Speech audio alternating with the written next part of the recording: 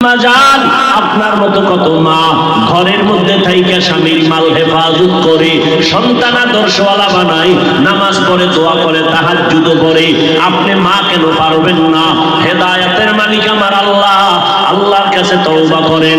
ও যুবতী বোনেরা, আপনাদের মতো কত বোন স্কুল কলেজে পড়ে মোবাইলে অযথা সময় কাটায় না, যুবকের সাথে সময় ব্যয় করে না, নামাজ পড়ে, লেখাপড়া করে, নিজের সতীর্থ চরিত্র হেফাজত করে।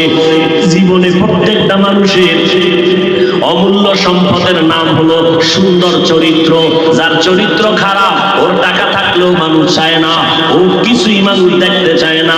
কেন? তার চরিত্র ভালো না। ওতে ও বোনেরা, ও আম্মা জানেরা, ও যুবকেরা, আজকে থেকে চরিত্র সুন্দর করেন, পিছনের গুনাহ থেকে তওবা করেন, মনে মনে আল্লাহকে একটু বলতে থাকেন। আল্লাহরে বলেন, আল্লাহ জীবন চলে গেল আর নামাজ ছাড়বো না, দাড়ি কাটবো না, মা বাবাকে কষ্ট দিব না, উলামায়ে কেরামের বিরোধিতা করব না, দেশের বিরুদ্ধে, জাতির বিরুদ্ধে ষড়যন্ত্র করব না। তওবা করার মতো যদি নিয়ত হয়, অন্তরে যদি মুনাফিকি দুর্বলতা না থাকে, খাঁটি তওবার নিয়ত যাদের আছে, দুটো হাত আমার আল্লাহকে দেখাইয়া দেন। আয় আল্লাহ, হাতগুলো কবুল করে নেন, তওবা কবুল করে নেন, তওবার উপরে মজবুত হইয়া চলার মতো তৌফিক দান করেন। আমিন। আল্লাহ